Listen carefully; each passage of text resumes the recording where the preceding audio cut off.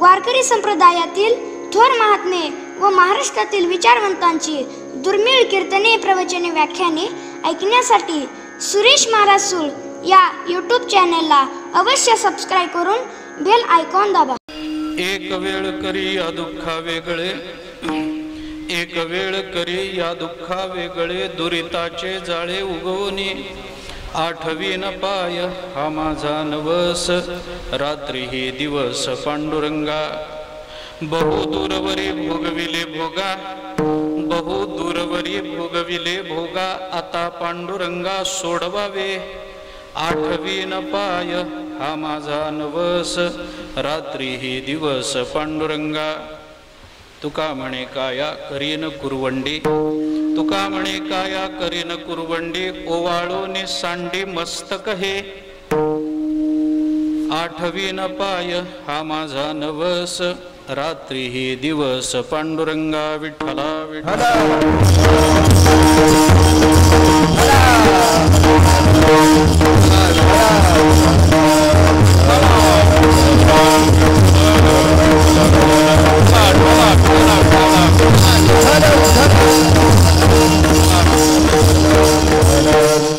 एक वेळ करी या दुःखा वेगळे, दुरिताचे जाळे उगवणे. आठवीन पाय हा माझा नवस, रात्री हे दिवस पांडुरंगा. जगद्गुरु संत श्रेष्ठ श्री तुकाराम महाराज यांचा अत्यंत प्रसिद्ध, अत्यंत महत्त्वाचा असा अभंग आहे. या अभंगामधून तुकाराम महाराजांनी भगवंताच्या चरणाजवळ अत्यंत नम्रतेनं, अत्यंत विनयानं एक प्रार्थना केली आणि ती प्रार्थना करत असताना त्या प्रार्थनेबरोबर एक प्रतिज्ञाही केलेली या अभंगामध्ये आपल्याला दिसून येते. तुकोबाराय विनंती करतात, प्रार्थना करतात, आता पांडुरंगा सोडवावे. देवा आता आम्हाला याच्यातून सोडवा. एक वेळ करी या दुःखा वेगळे, देवा या दुःखापासून आम्हाला बाजूला करा, या दुःखातून आम्हाला सोडवा, अशी प्रार्थनाही आहे. आणि ती प्रार्थना भगवंताने पूर्ण करावी याच्याकरता तुकोबाराय काही नवसही बोलून दाखवतात, काही प्रतिज्ञाही करतात. आणि तो नवस आणि ती प्रतिज्ञा बोलून दाखवताना तुकाराम महाराज सांगतात, मग आठवीन पाय हा माझा नवस, रात्री हे दिवस पांडुरंगा.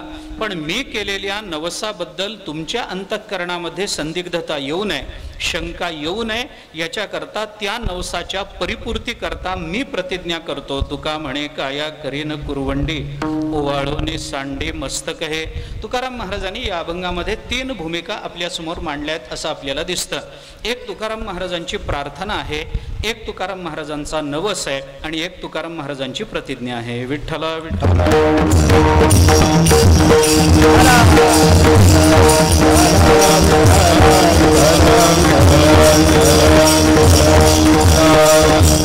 प्रार्थना वेगळी, प्रतिज्ञा वेगळी आणि नवस वेगळा, या तिन्ही स्वतंत्र संकल्पना आहेत. या तिन्हीतही आपल्याला काहीतरी मिळावं या संबंधातलीच भूमिका जरी असली तरी या भूमिकेबद्दल विचार करत असताना आपल्याला मिळणारी वस्तू किंवा आपल्याला अपेक्षित वस्तू आणि त्या वस्तूच्या प्रती असणारी आपली प्रतिक्रिया आणि ती वस्तू पुरवणारा जो कोणी ज्याच्याकडे आपण प्रार्थना करतो त्याच्या संबंधातला असलेला विश्वास, या 2-3 गोष्टी आपल्याला या तिन्ही संकल्पनांमधलं वैलक्षण्य प्रदर्शित करत असतात. या तिन्ही संकल्पना सगळ्याच विस्तारानं सांगाव्यात असा जरी भाव नसला तरी थोडा तरी विचार त्या तिन्ही संकल्पनांचं करणं आवश्यक आहे. तुकाराम महाराज या अभंगामध्ये काय काय करतात याचा विचार करा. तुकाराम महाराजांची प्रार्थना आहे, तुकाराम महाराजांची प्रतिज्ञा आहे आणि तुकाराम महाराजांचा नवस आहे. पहिल्या आणि तिसऱ्या चरणामध्ये तुकाराम महाराजांची प्रार्थना दिसून येते, दुसऱ्या चरणामध्ये तुकाराम महाराजांचा नवस दिसून येतो आणि शेवटच्या चरणामध्ये तुकाराम महाराजांची प्रतिज्ञा दिसून येते. विठ्ठला विठ्ठला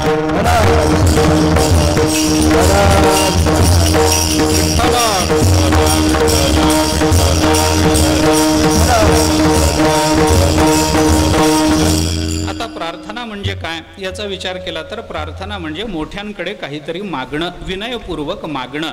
प्रतिज्ञा म्हणजे काय तर तेही मागणंच असतं, पण ते मागणं वेगळं आणि प्रार्थना करणं वेगळं. काय असतं, नवस करताना किंवा थोडंसं अजून उलटं बोलतो, प्रतिज्ञा करताना मनुष्य 2 भूमिकेतून प्रतिज्ञा करत असतो. काही वेळेला माणसाची प्रतिज्ञा विनयपूर्वक प्रकट होते आणि काही वेळेला माणसाची प्रतिज्ञा अभिमानपूर्वक प्रकट होत असते. विठ्ठला विठ्ठला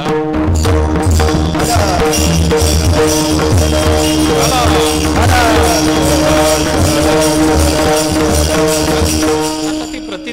काय आहे, प्रतिज्ञेचं स्वरूप काय असतं, प्रतिज्ञा शब्दाचा अर्थ काय, याचा विचार जर केला तर प्रतिज्ञा म्हणजे काय असतं. उत्तरकाले स्वकर्तव्यत्वेन निर्देशः प्रतिज्ञा. प्रतिज्ञा शब्दाची व्युत्पत्ती आपल्याला अशी सांगितली जाते की पुढच्या काळामध्ये, उत्तर काळामध्ये स्वकर्तव्यत्वेन निर्देशः, मी काय करणार आहे हे सांगणं, याला प्रतिज्ञा म्हणतात. विठ्ठल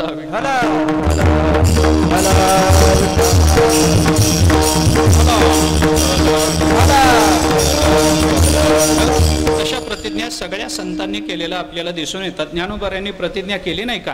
प्रतिज्ञा केली ना. कोणती प्रतिज्ञा? आपल्याला 2-3 प्रतिज्ञा तर सरळ सरळ तोंडावर अगदी डोळ्यासमोर प्रकट झाली असतील. ज्ञानोबा सगळ्या श्रोत्यांना सांगतात, तरी अवधान ऐकले दिजे, मग सर्व सुखासी पात्र होईजे, हे प्रतिज्ञोत्तर माझे उघड ऐका. हे ज्ञानोबांची प्रतिज्ञाच म्हणता येईल. किंवा 13व्या अध्यायाच्या शेवटी ज्ञानोबांनी प्रतिज्ञा केली, तैसा वागविलास विस्तारू, गीतार्थेसे विश्वभरू, आनंदाचे अवारू मांडू जगा. ज्ञानोबा ही प्रतिज्ञा करतात, मी तुम्हाला अशा पद्धतीचं आनंदाचा आवार मांडून देईन, याच्याकरता तुम्ही माझ्याकडे अवधान द्या, माझ्याकडे लक्ष द्या. तुम्ही जर लक्ष दिलं तर मग ही प्रतिज्ञा सिद्धीला जाईल. तुम्ही जर लक्ष दिलं नाही तर म्हणून प्रतिज्ञेमध्ये नेहमी अर्ध्या भागात जरी प्रतिज्ञा असली तरी दुसऱ्या अर्ध्या भागामध्ये अपेक्षा असते, हे लक्षात घ्या. अपेक्षेशिवाय प्रतिज्ञा व्यक्त होत नाही आणि अपेक्षेशिवाय प्रार्थनाही व्यक्त होत नाही. अपेक्षेशिवाय प्रार्थना व्यक्त होत नाही. प्रार्थना कोण कुणाकडे कशा करता करेल? हो, काहीतरी हेतू असेल की नाही. मला तुम्ही काहीतरी द्या ही माझी प्रार्थना आहे, म्हणजे माझी अपेक्षा असल्याशिवाय मी कुणाकडे प्रार्थना करणार नाही. आणि तुम्ही जर ते दिलं किंवा तुम्ही जर ते दिलं नाही, या विकल्पामध्ये प्रतिज्ञा प्रकट होत असते. म्हणजे प्रतिज्ञा आणि प्रार्थना या दोन्हीच्याही मुळाशी अपेक्षा असली तरी प्रतिज्ञेमध्ये आपण त्याला प्रतिक्रिया म्हणून काही देऊ याची शाश्वती असते आणि प्रार्थनेमध्ये आपण देऊ शकूच याची शाश्वती नसते. विठ्ठला विठ्ठला.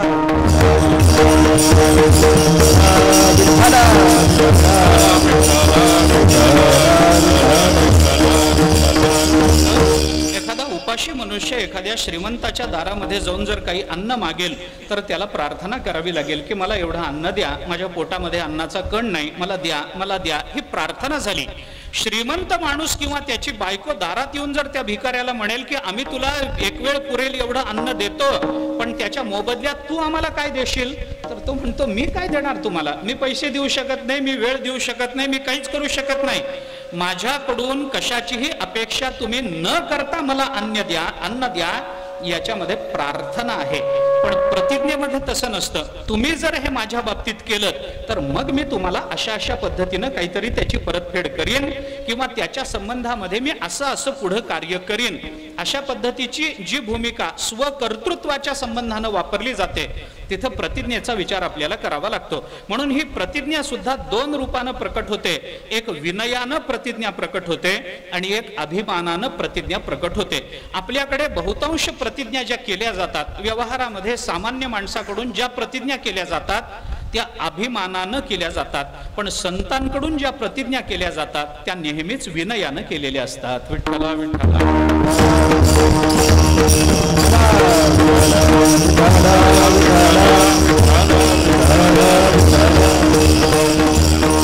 याच्याही पुढे आपल्याला जाऊन उदाहरणानं जर बोलायचं झालं तर आपण महाभारतातलं चिंतन करून बघा. अनेक प्रतिज्ञा महाभारतामध्ये झाल्या. भगवंतांनी प्रतिज्ञा केली, काय पूर्णत्वाला गेली? काय? हातामध्ये शस्त्र धारण करणार नाही, मी काहीतरी युक्ती सांगेन, काही बोलेन, पण न धरी शस्त्र करी मी, गोष्टी सांगेन युक्तीच्या 4. हे म्हणतात त्या पद्धतीनं, मोरपंतांनी म्हणलंय त्या पद्धतीने, मी 4 युक्तीच्या गोष्टी सांगेन पण न धरी शस्त्र करी मी हातामध्ये शस्त्र धारण करणार नाही. ही भगवंताची प्रतिज्ञा. पण या प्रतिज्ञेमध्ये काय झालं? सिद्ध झाली काय प्रतिज्ञा? नाही. भगवंताला ती प्रतिज्ञा मोडावी लागली. पण याच प्रतिज्ञेला विरोध म्हणून भीष्माचार्यांनी प्रतिज्ञा केली की हा जर हातामध्ये शस्त्र धरणार नसेल तर याला हातामध्ये शस्त्र धरायला लावीन तर नावाचा भीष्माचार्यांनी प्रतिज्ञा केली. ही प्रतिज्ञा मात्र पूर्णतेला गेली. प्रतिज्ञा करणं काय आहे या संबंधातला विचार आपण जरी खूप बारकाईनं करू शकत असलो तरी मला आता फक्त 2 प्रकारानं विचार सांगायचा आहे. बहुतांश ज्या प्रतिज्ञा केल्या गेल्या या अभिमानानं केल्या गेल्या. संत सोडून परमात्माही त्याच्यामध्ये येईल, भगवंताच्याही प्रतिज्ञा त्याच्यामध्ये येतील, पण या सगळ्यांच्या प्रतिज्ञा अभिमानानं झाल्या. संतांच्या प्रतिज्ञा मात्र वेगळ्या मानल्या पाहिजेत. मी आपल्याला दुसरं महाभारतातलं उदाहरण या निमित्तानं देतो. बाहेर आहे. दुसरं उदाहरण या निमित्तानं मी आपल्याला देतो. मला काय वाटलं ह्याच्यावर फॅन जायला लागला आणि मग आवाज यायला लागला का ह्याच्यावर. नाही नसलं तरी चालतं काय. तुम्हाला पाहिजे नाही, कष्टाचं काम तुमचं आहे, माझं नाही. घाम तुम्हाला येण्याची शक्यता आहे, मला काय. मी श्रोत्यांना घाम आणणार म्हणून. प्रतिज्ञा दोन प्रकारच्या, एक अभिमानानं प्रतिज्ञा होते आणि एक विनयानं प्रतिज्ञा होते. अभिमानानं प्रतिज्ञेकरता मी उदाहरण आपल्याला देत होतो महाभारतातलं. महाभारतामध्ये ज्या वेळेला अभिमन्यूचा वध झाला, अभिमन्यूला ज्या वेळेला कपटानं मारण्यात आलं, त्यावेळेला अर्जुनाला ती बातमी कळाल्याबरोबर अर्जुन उद्विग्न झाला. त्याला असं वाटायला लागलं की आता हे युद्ध वगैरे सगळं सोडून द्यावं आणि जे काही युद्धाचा निर्णय होईल, विजय हो पराजय हो, आपल्याला त्याच्याशी काही घेणं देणं नाही, पण आता आपण इथून निघून जावं. स्वारस्य राहिलं नाही युद्धामध्ये. पोटचा मुलगा गेला, एकुलता एक मुलगा सुभद्रेचा गेला. आता कशा करता आपण हे युद्ध करत बसावं. ज्यांच्या करता राज्य मिळवायचं ती पुढची पिढीच जर युद्धामध्ये संपली तर राज्य कुणाकरता मिळवायचं, गरज काय त्याची, नको वाटायला लागलं. कारण अभिमन्यू प्रिय होता, भगवंतालाही वाईट वाटलं, सगळ्या पांडवांना वाईट वाटलं. महाभारताने निर्देश करताना असा निर्देश केला की अभिमन्यू मेला याचं पांडवांना वाईट वाटलं, याच्यात आश्चर्य नाही. कौरवांपैकी सगळ्यांना वाईट वाटलं, सगळे कौरव रडले अभिमन्यू मेला म्हणून. इतका अभिमन्यू लोकप्रिय होता, इतका अभिमन्यू चांगल्या स्वभावाचा होता. अभिमन्यू मेला. मेला म्हणल्यानंतर त्याचा वध झाला, त्याला कपटानं मारण्यात आलं, जयद्रथानं त्याचं मुंडकं उडवलं. हे ऐकल्यानंतर अर्जुनाच्या तळपायाची आग मस्तकाला गेले आणि अर्जुनाने तिथल्या तिथं प्रतिज्ञा करून टाकली की उद्या संध्याकाळच्या आत, युद्ध थांबण्याच्या आत, मी जर जयद्रथाला मारलं नाही तर मी अग्निकाष्ठ भक्षण करेन. अग्निकाष्ठ भक्षण करेन याचा अर्थ सरळ चिता पेटवेन आणि त्याच्यामध्ये उडी मारून आपलं जीवन संपवून टाकेन. ही प्रतिज्ञा अर्जुनाने केली. हे भगवंताला ठाऊक नाही. भगवंताला हे नंतर कळलं की अर्जुनाने अशी प्रतिज्ञा केली. आणि मग शिबिरामध्ये गेल्यानंतर भगवंताने आपल्या दारुकाला सांगितलं, बाबा दारुका, उद्याचा दिवस महत्वाचा आहे बरं. भगवान तिथं भगवंताने अर्जुनाबद्दल आपला काय स्नेहभाव व्यक्त केला वगैरे सोडून द्या. हे सगळं झाल्यानंतर जेव्हा अर्जुन आणि भगवान यांची शिबिरामध्ये भेट झाली तेव्हा भगवंताने अर्जुनाला विचारलं, अर्जुना काय रे प्रतिज्ञा? हो म्हणे, केली प्रतिज्ञा. उद्या संध्याकाळच्या आत त्या जयद्रथाला मारल्याशिवाय राहणार नाही, त्याचं मस्तक उडवेन, त्याचा जीव घेईन. कारण माझ्या मुलाच्या प्रतिशोधाची भावना माझ्या अंतःकरणामध्ये इतकी तीव्र आहे की मला आता त्याच्या वधाशिवाय दुसरं काही दिसत नाही युद्धभूमीवर. त्याला उद्या संध्याकाळच्या आत मारेन. ही प्रतिज्ञा कौरवांना कळाली आणि कौरवांनी त्या जयद्रथाच्या भोवती असा व्यूह रचला की अर्जुनाला जयद्रथाजवळ पोचताच येईना. अर्जुन बाहेर बाहेर त्या सगळे तो व्यूहच असा रचला. त्यांनी पद्धतच अशी ठेवली युद्धाची. त्या जयद्रथाच्या भोवती असं कडं केलं धनुर्धारी वीर पुरुषांचं की अर्जुनाला जयद्रथाजवळ पोचता येणार. सूर्य हळूहळू अस्ताला जायला निघाला, ऊन कलायला लागले आणि अर्जुनाच्या मनामध्ये धाकधूक निर्माण झाली. आता जर हा संध्याकाळच्या आत मेला नाही, मला चिता पेटवावी लागेल आणि त्याच्यामध्ये माझा जीव मला द्यावा लागेल, उडी मारावी लागेल. काय करायचं? सूर्य हळूहळू, बरं सूर्य काही थांबत नाही. आपलं काय महत्व आहे, आपला शब्द किती चांगला आहे, आपलं कार्य किती चांगलं आहे, आपण कोणत्या विषयाच्या संबंधानं प्रतिज्ञा केलेली आहे, या गोष्टी जरी प्रतिज्ञेच्या स्वरूपाकरता महत्वाच्या असल्या तरी काळ कुणाकरता थांबत नसतो. ही वस्तुस्थिती या जगतामध्ये कुणालाही बदलता येत नाही. काळ पुढे जाणारच आहे. सूर्य कलायला लागला, ऊन कलायला लागली, हळूहळू सूर्यास्ताची वेळ जवळ जवळ यायला लागली आणि अजून जयद्रथ दिसला सुद्धा नाही. त्याला मारणं तर लांब राहिलं, अर्जुनाच्या दृष्टीला अजून जयद्रथ पडला नाही. इकडे कौरवांच्या पक्षामध्ये आनंद निर्माण झाला. वा वा वा, आता काय होईल? असंच जर आपण लढत राहिलो आणि संध्याकाळपर्यंत जर अर्जुनाला आपण जयद्रथापर्यंत पोचू दिलं नाही तर मग अनायासे अर्जुनाचा काटा निघून जाईल आणि युद्धाचा विजय आपलाच होईल हे निश्चित आहे. अर्जुनाला आपल्याला मारायची गरज पडणार नाही, स्वतःहून अर्जुन मरून जाईल. हीच नीती आता चालू ठेवा. जयद्रथाजवळ पोचू देऊ नका. सगळं सुरू झालं. मग अर्जुनाच्या लक्षात आलं आपण प्रतिज्ञा केली, प्रतिज्ञा पूर्ण केली पाहिजे. प्रतिज्ञायाम ही नष्टायाम धर्मो ही विलयम व्रजेत.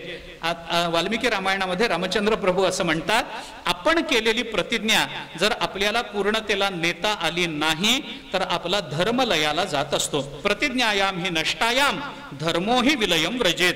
आपला धर्म लयाला जातो. धर्म लयाला जातो याचा सरळ सरळ अर्थ जर सोप्या भाषेत सांगायचा झाला तर आपण प्रतिज्ञा केली आणि ती प्रतिज्ञा जर पूर्ण केली नाही तर आपण माणूस म्हणून घेण्याच्या लायकीचे राहत नाही. विठ्ठला विठ्ठला.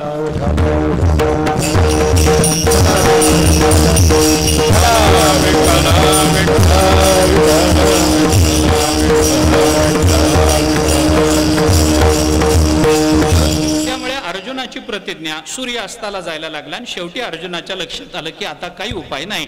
या सगळ्यातून मार्ग काढायचा असेल तर भगवंताला शरण गेलं पाहिजे. भगवंताकडे आला आणि देवाला सांगितलं, देवा सूर्य कलायला लागला की मग कलतोच बाबा, रोजच उदयाला येतो, रोजच अस्ताला जातो, काय करायचं? नाही काही करा ना, तुम्ही काही करा. काय करू? मी काय करू शकतो? देवा असं नाही, तुमच्या हातात सगळी सत्ता आहे, तुम्ही वाटेल ते करू शकता. दोन ठिकाणी उपनिषदामध्ये श्वेताश्वतर उपनिषद आणि कठोपनिषद दोन ठिकाणी आपल्याला हे चिंतन आलेलं दिसतं. भयात अग्निस्तपती, भयात तपती सूर्य, भयात इंद्रश्च वायुश्च मृत्युर्धावती पंचमहा. कठोपनिषदाने आपल्याला सांगितलं, ज्याच्या भयानं अग्नी तप्त होतो, ज्याच्या भयानं सूर्य चालतो, ज्याच्या भयानं इंद्र अग्नी आपाप वायू आपली कामं करतात आणि ज्याच्या भयानं मृत्यू पळून जातो, असा जर कोण असेल तर तो परमात्मा आहे. मग तुमच्या भयानं जर सूर्य चालतो, म्या बोलविल्या वेदू बोले, म्या चालविल्या सूर्य चाले, म्या हलविल्या प्राणू हले जगाते चाळिता, ही तुमची भाषा ना देवा ज्ञानेश्वरीतली. मग मी तुम्हाला काय स्मरण देऊ? म्या चालविल्या सूर्य चाले असं तुम्ही म्हणता ना. नामदेवरायांनी त्याच अर्थानं चिंतन केलं ना की सूर्य चाले, अरे हे कुणाच्या सत्तेने? दुसऱ्या कुणाच्या सत्तेने? भगवंताच्या सत्तेने जर हे सगळं घडत असेल तर मग तुम्ही काही सूर्याला आज्ञा द्या, अजून 1 तास 2 तास थांबू द्या, आहे तिथं थांब म्हणा. भगवान म्हणाले, बाबा असं सूर्याला मला आज्ञा देता येत नसते, तुझ्याकरता आज सूर्य थांबवेन. उद्या युधिष्ठिर म्हणेल माझ्याकरता थांबवा म्हणून, उद्या अजून कोणीतरी म्हणेल, उद्या नकुल म्हणेल, उद्या दुर्योधन म्हणेल प्रार्थना करून माझ्याकरता तेवढं सूर्याला थांबू द्यावं, अजून दुसरं कोणी म्हणेल. मग लोक म्हणतील, अर्जुन काय तुम्हाला फार लाडका आहे, आम्ही काय भक्ती करत नाही का? आम्ही भक्ती करतो, आमच्याकरता थांबू द्या. आम्ही देवाला म्हणू, देवा अर्जुनाकरता सूर्य थांबवता तर आमचा चातुर्मास अजून 4 महिने लांबवा ना, थांबू द्या ना 4 महिने सूर्याला, आम्ही प्रार्थना करू. होईल का असं? असं करता येत नसतं अर्जुना, असं होत नाही बाबा. मग सूर्य अस्ताला जायची वेळ ठरलेली आहे, त्या वेळेच्या आत तुला जर काही करता आलं तर कर. अर्जुन म्हणाला, देवा अजून जयद्रथ डोळ्याला दिसला नाही आणि त्याला मारण्याची भाषा काय करता? काही करता येत नाही, काय करू सांगा. मग भगवंतांनी सांगितलं, तुला प्रतिज्ञा करण्याचा गाढवपणा कुणी करायला सांगितला होता हे आधी मला सांग. मी समोर होतो, मी तुझ्या जवळ होतो, मला विचारून तुला प्रतिज्ञा करता आली नाही? वेड्यासारख्या काहीतरी प्रतिज्ञा करतोस आणि नंतर माझ्याकडे येऊन मला सगळी सारवासारव करायला लावतोस, ही कुठली नीती रे? असं होत नसतं. आता तू तरी मर, नाहीतर मग युद्ध तरी संपव, काहीतरी एक होईल, जयद्रथ तरी मरेल, नाहीतर तू तरी मरशील, काहीतरी होईल ना. अर्जुनानं जी प्रतिज्ञा केली, मला लांबवायचं नाही, पुढे भगवंताने त्याच्यातून मार्ग काय काढला, सूर्याला मायेनं आच्छादित कसं केलं, मग तो जयद्रथ आनंदानं पुढे आल्यानंतर मग ती माया काढून घेऊन अर्जुना हा सूर्यन हा जयद्रथ मार, त्या जयद्रथाला असं म्हणून मारायला लावलं. ही काय कपटाची नीती भगवंताला करावी लागली असेल ती लागो, परंतु त्या वेळेला भगवान समोर असूनही अर्जुनाने जी प्रतिज्ञा केली ती विनयानं केली का अभिमानानं केली, एवढाच मुद्दा आहे. अर्जुनाने केलेली प्रतिज्ञा विनयानं केलेली नाही, नम्रतेनं केलेली नाही. भगवान समोर असताना भगवंताला प्रार्थना करायला पाहिजे, देवा असं असं झालंय, माझ्या मनात दुःख आहे, जयद्रथाला मारल्याशिवाय मला अन्न पाणी गोड लागणार नाही, तुमची जर कृपा होणार असेल तर मी प्रतिज्ञा करू का? विचारायला काय चाललं होतं. पण भगवान समोर असताना सुद्धा स्वतःचं कर्तृत्व आणि त्या कर्तृत्वाच्या संबंधानं माणसाच्या अंतःकरणामध्ये निर्माण झालेला अभिमान हा परिणाम असतो या अभिमानाचा. ऐका, कर्तृत्व आणि कर्तृत्व संबंधानं निर्माण झालेल्या अभिमानाचा परिणाम असा असतो की भगवान सन्निध असून सुद्धा भगवंताचा बोध होत नसतो. विठ्ठला विठ्ठला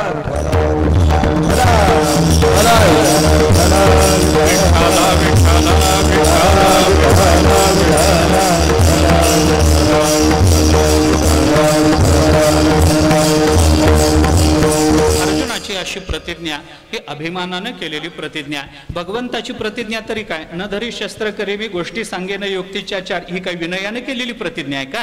नाही. मी हातामध्ये शस्त्र धरणार नाही हे भगवंतानी कुणाच्या मर्जीवर ठरवलं. जसं भक्तानी भगवंताच्या सत्तेवर प्रतिज्ञा करावी लागते तसं भगवंताला सुद्धा भक्ताच्या सत्तेवर प्रतिज्ञा करावी लागत असते. विठ्ठल विठ्ठल.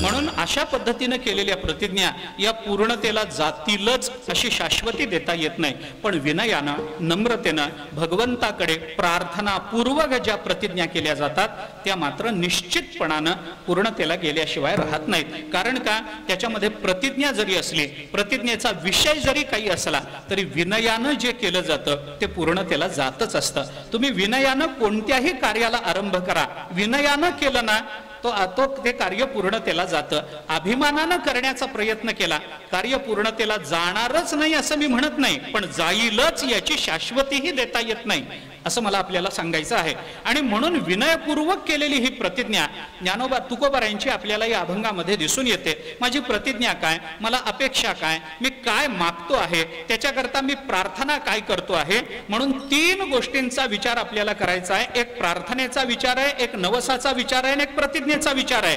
ही प्रतिज्ञा विनयपूर्वक होते, ही प्रतिज्ञा अभिमानपूर्वक होते. संतांची प्रतिज्ञा आतापर्यंत कधीही व्यर्थ गेलेली दिसत नाही. भीष्माचार्यांची प्रतिज्ञा व्यर्थ गेली का? कधी का गेली नाही? कारण भीष्माचार्य भगवत भक्त आहेत म्हणून त्यांनी केलेली प्रतिज्ञा, त्यांचा शब्द कधी खाली पडला नाही. म्हणून संतांचं वर्णन करताना सुद्धा संतांना सुद्धा भीष्माचार्यांची उपमा ही प्रतिज्ञा करता दिलेली आपल्याला दिसून येते की नाही. संतांना दिलेली उपमा आहे, पण ती भीष्माचार्यांप्रमाणे ती उपमा आपल्याला दिसून येते. भीष्माचार्यांप्रमाणे कोणती उपमा? मी एक भीष्मपणा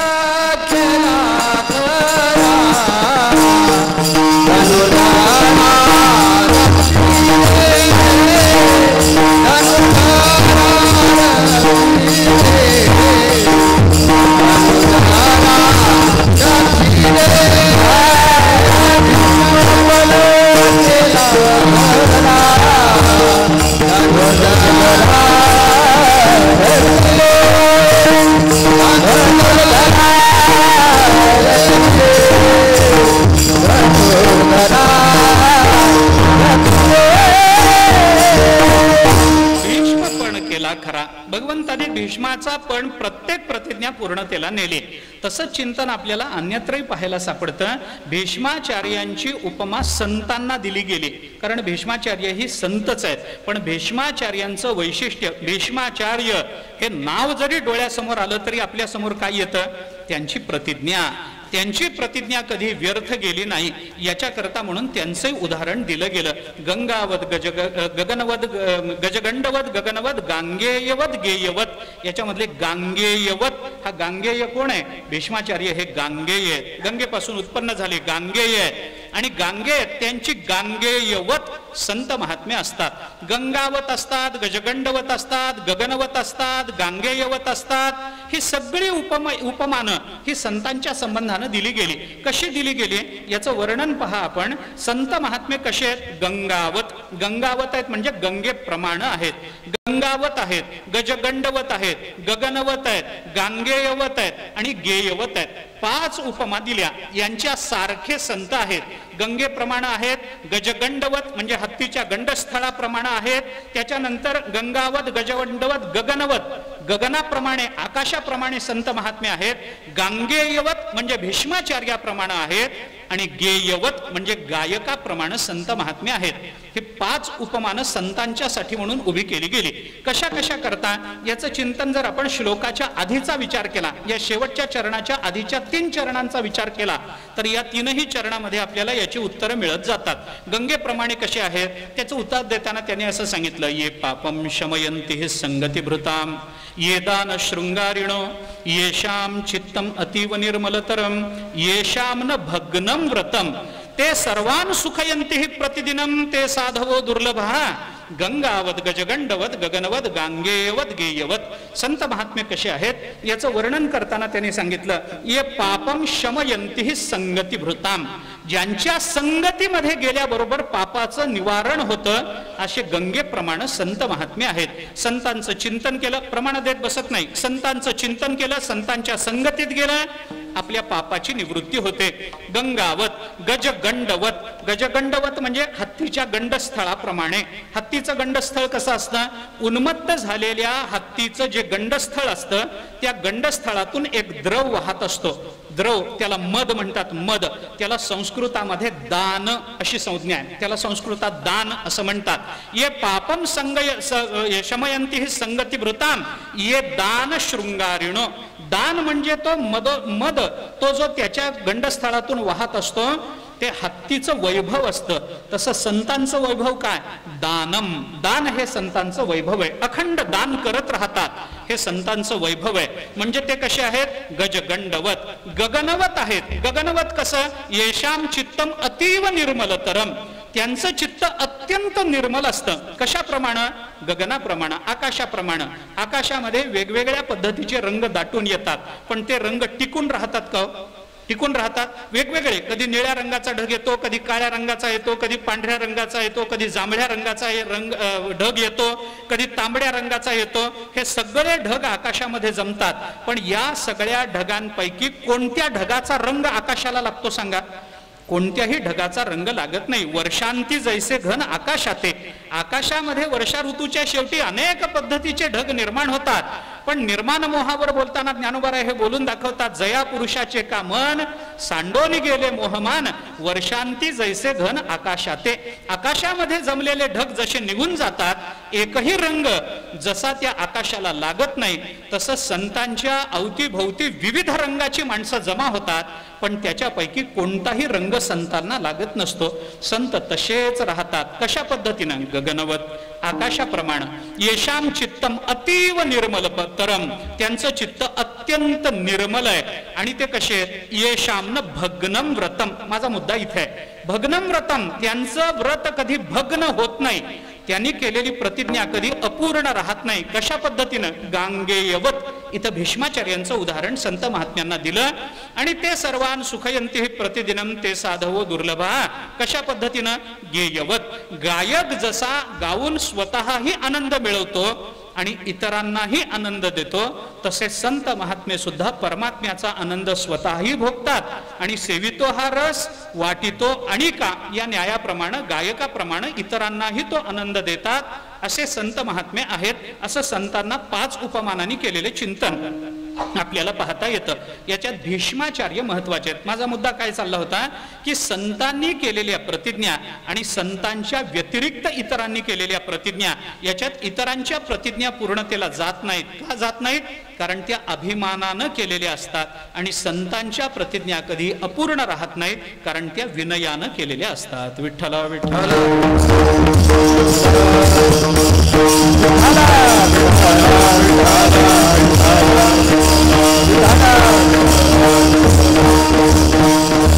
म्हणून प्रतिज्ञेला कुठेतरी आपल्याला विनयाची जोड द्यायला पाहिजे. म्हणून तुकाराम महाराज नुसती प्रतिज्ञा करत नाहीत.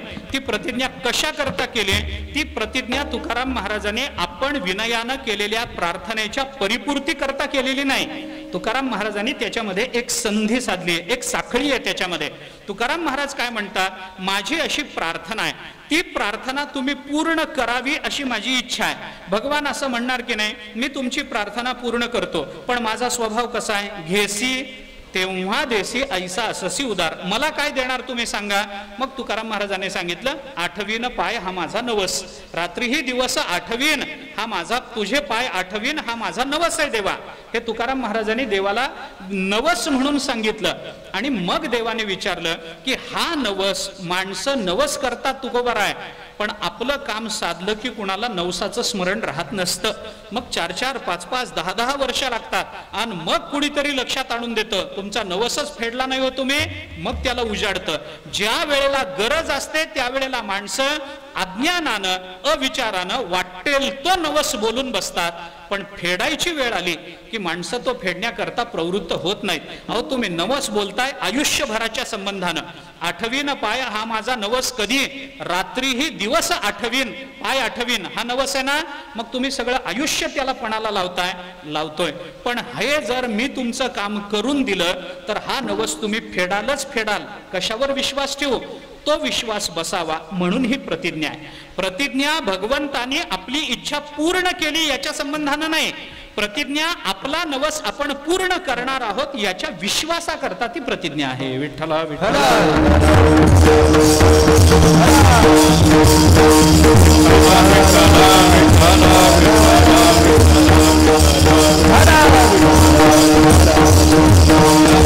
म्हणजे प्रतिज्ञेचा विचार करतानाही जसा आपण ज्या दोन कारणाने प्रतिज्ञा केली जाते असा विचार करतो, तसा प्रतिज्ञेचा विचार करताना आणखीन दोन अंगाने विचार करावा लागतो की प्रतिज्ञेमध्ये जे शब्द वापरले जातात त्याचे दोन हेतू असतात. हे लक्षात घ्या. काय दोन हेतू असतात? तेच आता आपण जे बोललो तेच दोन हेतू आपण डोळ्यासमोर ठेवा. काही वेळेला आपण केलेल्या प्रतिज्ञेवर विश्वास बसावा किंवा आपण दिलेल्या शब्दावर विश्वास बसावा याच्याकरता प्रतिज्ञा आहे, किंवा काही वेळेला आपण मागितलेल्या वस्तूच्या प्राप्तीत आपल्याकडून केल्या जाणाऱ्या कर्तव्याच्या संबंधानं प्रतिज्ञा आहे.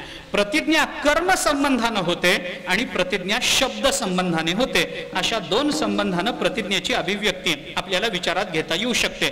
तुकाराम महाराजांनी इथं जी प्रतिज्ञा केली ती कर्तृ संबंधानं नसून ती शब्द संबंधानं केलेली प्रतिज्ञा आहे. विठ्ठला विठ्ठला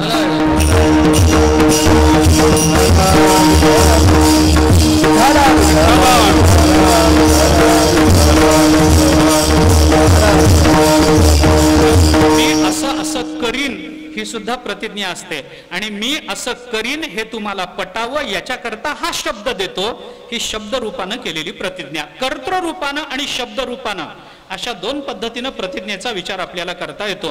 तुकोबाराय या अभंगामध्ये प्रतिज्ञा करतात. भगवंताकडे प्रतिज्ञा आहे, विनयतेनं केलेली प्रतिज्ञा आहे. आणि तो विनय तुकाराम महाराजांचा प्रकट होताना तुकोबाराय देवाला प्रार्थनापूर्वक सांगतात की देवा माझ्या अंतःकरणातलं मागणं आपण पूर्ण करा. काय मागणं आहे हे तुकाराम महाराजांनी मागितलंय, पण ते करताना तुकाराम महाराजांची भावना ही प्रार्थनेची आहे हे लक्षात घ्या. ती प्रार्थना म्हणजे काय असतं याचाही थोडासा विचार करा. जसं प्रतिज्ञेचा विचार आपल्याला करावा लागतो तसा प्रार्थनेचाही विचार आपल्याला करावा लागतो. प्रकृष्ट अर्थना प्रार्थना, आपल्याला प्रार्थनेचा विचार एवढ्यापर्यंत करता येतो, पण इतकाच विचार करून चालत नाही. मग प्रकृष्टात अर्थना, प्रकृष्टानाम अर्थना, प्रकृष्टेभ्यो अर्थना प्रार्थना, हे सगळे प्रार्थनेकडेच आपल्याला लावता येतं. प्रार्थना म्हणजे काय आहे? हेच आहे की मोठ्यांकडे केलेली मागणी, मोठ्यांनी केलेली मागणी, मोठ्या विषयाच्या संबंधानं केलेली मागणी, या सगळ्यालाच आपल्याला प्रार्थना असं म्हणता येतं. आपण पसायदानाला प्रार्थना म्हणतो की नाही? विश्वशांतीची प्रार्थना ज्ञानोबारायांनी केली. आता विश्वशांतीची प्रार्थना म्हणजे काय? प्रार्थना म्हणजे लहानांनी मोठ्याकडे मागणं. मग इथं कसं आहे? नुसतं लहानांनी मोठ्याकडे मागणं याला प्रार्थना म्हणत नाही. इथं मागणाराही मोठा लागतो, इथं ज्याच्याकडे मागितलंय तोही मोठा लागतो, आणि याच्यामध्ये ज्या विषयाच्या संबंधानं मागणी केली तीही मोठी असावी लागते, तर त्याला प्रार्थना असं म्हणा. ज्ञानोबाराय मागतात, ज्ञानोबाराय जगात मोठे आहेत. ज्ञानोबाराय निवृत्तीनाथ महाराजांकडे मागतात, तेही मोठे आहेत. आणि ज्ञानोबाराय निवृत्तीनाथ महाराजांकडे किंबहुना सर्व सुखी अशी मागणी करतात, तीही जगात मोठी आहे, म्हणून याला प्रार्थना म्हणा. विठ्ठला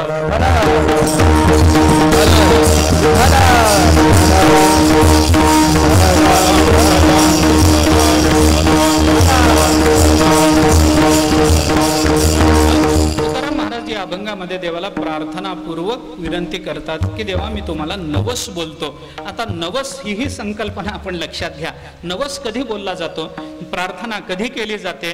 प्रार्थनेत नवस कधी बोलला जातो? नुसती प्रार्थना वेगळी. आपण रोज मंदिरामध्ये जातो, देवाला प्रार्थना करतो, देवा आम्हाला सुखी ठेवा बरं का, मग काही नवस बोलतो का रोज आपण? नाही. नवस कधी बोलला जातो प्रार्थनेमध्ये त्याचाही विचार करा. ज्या वेळेला आमची निकड अत्यंतिक असते, ज्या वेळेला आम्हाला दुसरं काही सुचत नाही, ज्या वेळेला आमच्या हातातलं सगळं संपलेलं असतं, अशा वेळेला जी प्रार्थना केली जाते त्या प्रार्थनेत नवस बोलला जात असतो. नवस एरवी कोणी बोलत नाही. आपण रोज मंदिरामध्ये जातो, मंदिरामध्ये जाऊन देवाला प्रार्थना करतो की नाही? आपण करतो. काय करतो? देवा आम्हाला सुखी ठेवा, देवा आम्हाला एवढं करा, देवा आम्हाला तेवढं द्या. काहीतरी प्रार्थना करतो की नाही देवाला? देवाला रोज प्रार्थना करतो. पण पांडुरंगाच्या दर्शनाला रोज गेल्यानंतर रोज नवस बोलता का हो तुम्ही? नवस बोलता? नवस कधी नाही महाराज. मग नवस कधी बोलला जातो? नुसत्या प्रार्थनेत नवस नाही. मग आपली प्रार्थना, त्या प्रार्थनेचा विषय महत्वाचा असावा. एक, ती प्रार्थना करताना आपल्या हातातलं सगळं संपलेलं असावं. दोन, आणि भगवंताशिवाय दुसरं कोणीही ही विनंती पूर्ण करू शकणार नाही असं वाटलं तर मनुष्य जेव्हा प्रार्थना करतो त्या प्रार्थनेमध्ये नवस बोलला जातो. तो नवस, आता नवस म्हणजे काय? देवाला काय लालूच दाखवता काय? तेव्हा आमचं एवढं एवढं काम करा, त्याच्यातले 2% तुम्हाला. हे काय देवाला प्रार्थना? ह्या काय नवस आहे काय? ह्या देवाला अशा पद्धतीचा नवस असतो काय? माणसं, आपण नेहमी सांगतो, माणसं नवस करतात अविचारानं करतात. फेडायची वेळ आली की मग त्याच्यामध्ये चालढकल करतात, शब्दाचे अर्थ बदलतात. आपण नेहमी उदाहरण सांगतो, बाईने देवाला नमस केला, मला मुलगा होऊ दे, तुला सोन्याचं टोपडं वाहीन. आता सोन्याचं टोपडं वाहीन म्हणजे काही सोपी गोष्ट आहे? बाई दरिद्री, सगळ्यांना माहिती असणारी गोष्ट. शेवटी मुलगा झाला, नवस पूर्ण करायला गेली, त्यावेळेला तिने युक्ती केली, आपल्या पोराचंच नाव सोन्या ठेवलं. आणि मग तिथे गेल्यानंतर लोकांनी विचारलं, सोन्याचं टोपडं वाहतो, हा काय सोन्या आणलाय? त्या सोन्याचं टोपडं देवाला समर्पित करायचंय. मग एक तेलकट झालेलं, घाणेरडा वास येणारं, ते चिकट झालेलं ते टोपडं आता कुणालाही वापरता येणार नाही, ते टोपडं देवाला दिलं. ही नवसाची प्रामाणिक परिपूर्ती आहे का मला सांगा? नाही. मनुष्य जी प्रार्थना करतो त्या प्रार्थनेमध्ये ज्या नवसाची अपेक्षा करतो किंवा जो नवस बोलून दाखवतो त्याच्यामध्ये या गोष्टी असल्या पाहिजेत. म्हणून प्रार्थना करताना, मागणी करताना आपल्याला या विनंतीपूर्वक केलेल्या प्रार्थनेचाही अजून 2 पद्धतीने विचार करता येऊ शकतो. ऐका, काही प्रार्थना किंवा काही आवश्यकता, काही अपेक्षा या माणसाला कर्तृत्वानं पूर्ण करता येतात आणि काही अपेक्षा मात्र आपल्या कर्तृत्वानं पूर्ण करता येत नसतात. हे लक्षात घ्या. त्याच्याकरता काही गोष्टी कर्तृसाध्य असतात आणि काही गोष्टी कृपासाध्य असतात. असे 2 प्रकार त्याच्यामध्ये आपण करा.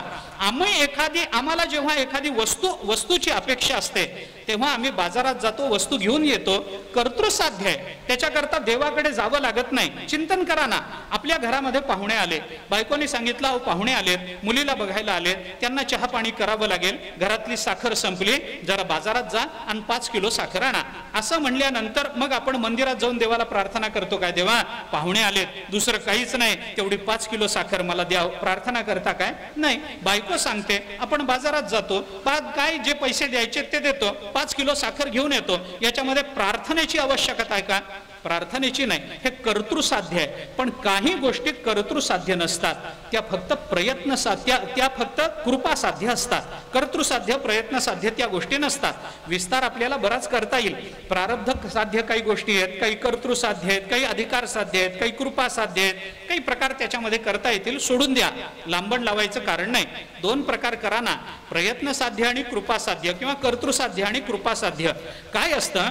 प्रार्थना त्याच वेळेला प्रकट होते ज्या वेळेला आपल्याला 3 गोष्टी कळाव्या लागतात. 3 गोष्टी कळल्या की जी विनंती प्रकट होते त्याला प्रार्थना असं आपल्याला म्हणता येतं. मी थोडं मानसशास्त्रीय विश्लेषण करतो असं म्हणा पाहिजे तर, पण 3 गोष्टी व्यक्त व्हाव्या लागतात तेव्हा प्रार्थना. प्रत्येक मागणी ही प्रार्थना नसते, हे लक्षात घ्या. प्रत्येक मागणी प्रार्थना नाही. मग प्रार्थनेला प्रार्थना रूपत्व येण्याकरता काय लागतं? तर त्याच्याकरता 3 गोष्टी लागतात.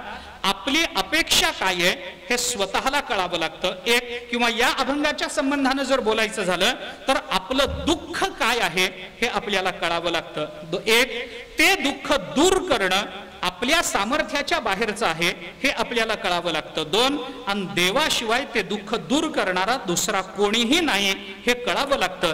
तर तेव्हा जी मागणी प्रकट होते त्याला प्रार्थना म्हणता येतं. विठ्ठला विठ्ठला.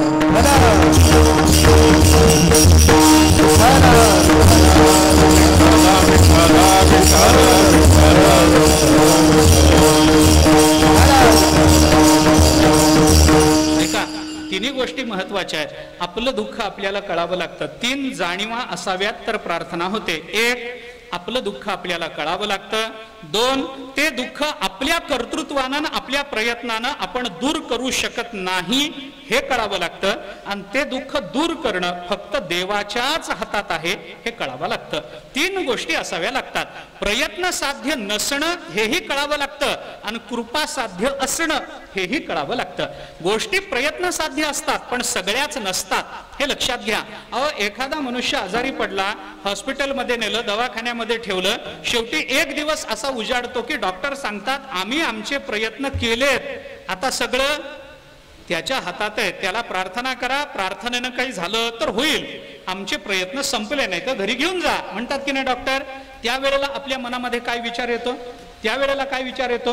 अशा वेळेला माणसातल्या त्या क्षेत्रातल्या तज्ञांचे सगळे प्रयत्न संपल्यानंतरही एक आशेचा किरण शिल्लक राहत असतो, तो परमात्म्याच्या कृपेचा असतो.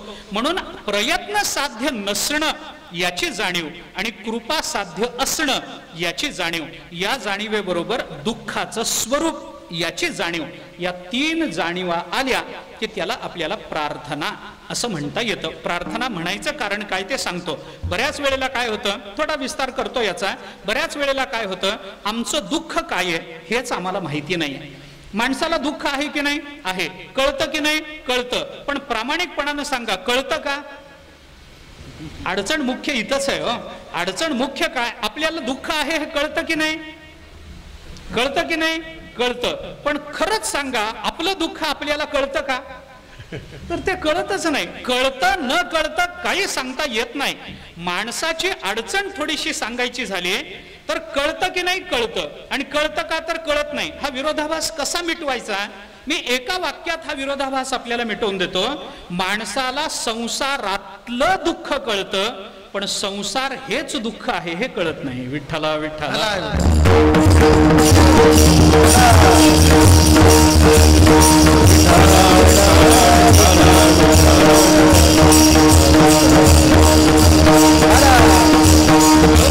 आपण जे सगळे पारमार्थिक प्रयत्न करतो किंवा आपली सगळी जी कृतिशीलता आहे ती जरी अनिष्ट निवृत्ती करता असली तरी ते अनिष्ट आपण संसारात पाहत असतो. संसारात अनिष्ट नाही हे लक्षात घ्या. संसाराच्या आत जर अनिष्ट असतं की नाही तर ते स्वकर्तृत्वानं मिटवता आलं असतं. का? कारण संसारात आहे म्हणजे कार्य आहे, म्हणजे काहीतरी त्याला उत्पन्न आहे, उत्पन्नता आहे, कुठेतरी ते निर्माण झालेले कार्यरूप आहे. आणि कार्यरूप आहे म्हणल्यानंतर त्याची निवृत्ती करणं कदाचित आमच्या प्रयत्नानं आम्हाला शक्य आहे. परंतु आम्हाला आम्ही सगळे हेच करत आलो आहोत. संसारात दुःख आहे. विचारा तुम्ही एकमेकांना, काय हो, कसं चाललंय? काही नाही हो, काही आनंद नाही संसारात. अरे संसारात राहून संसारात आनंद नाही हे म्हणतोस कसं? संसारात आनंद नाही हे दुःखाचं स्वरूप नाही. संसार म्हणजे आनंद नाही हे कळलं पाहिजे कुठेतरी.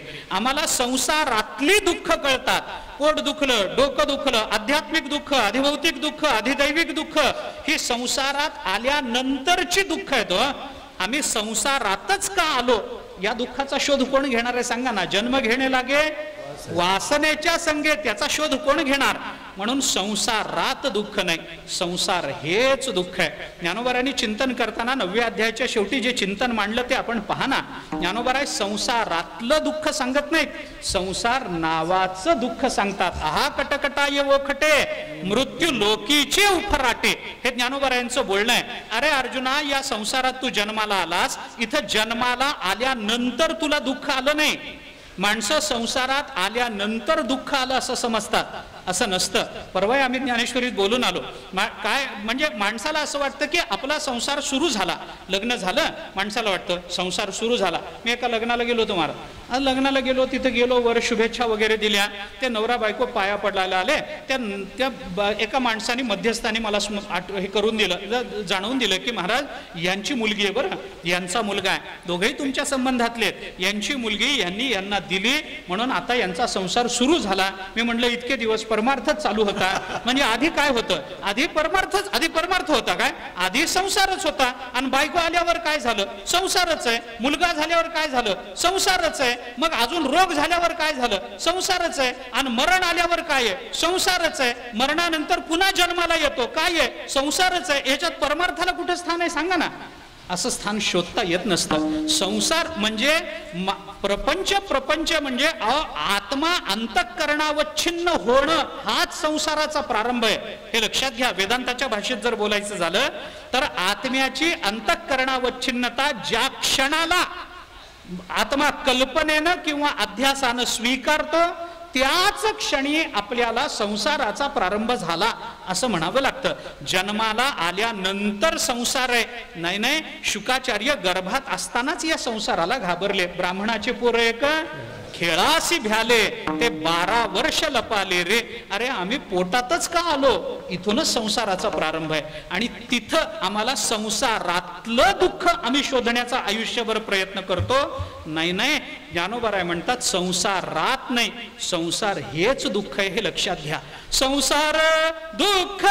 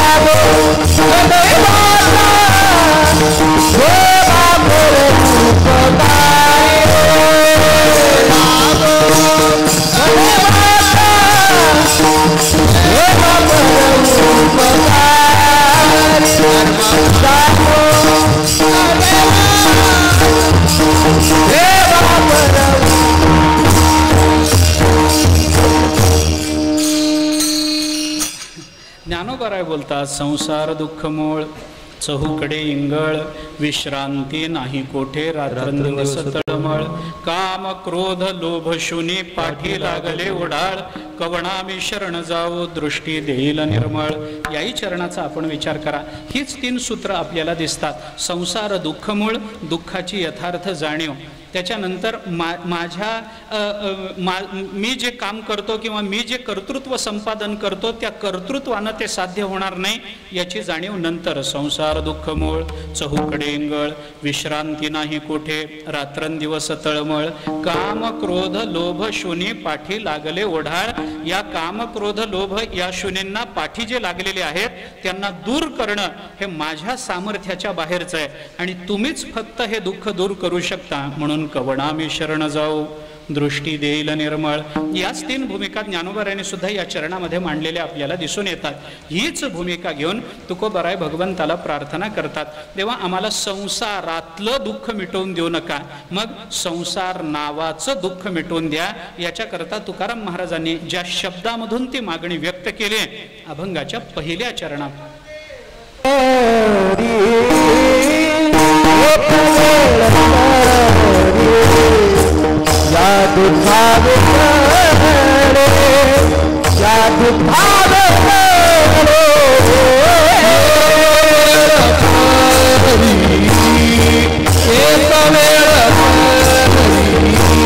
या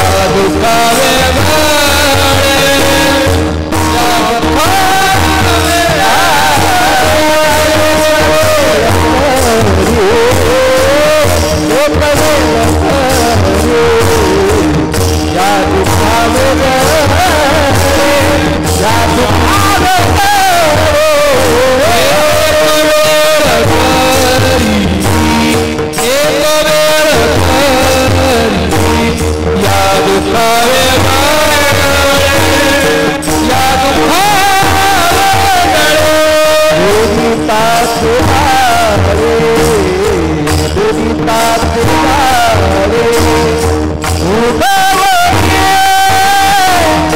उगवणे उगवणे आठवीन पाय आठवीन पाय समाधान वस समाधान वस आठवीन पाय आठवीन पाय समाधान वस समाधान वस दुरिताचे तारे उगवणी दुरिताचे तारे उगवणी दुरिताचे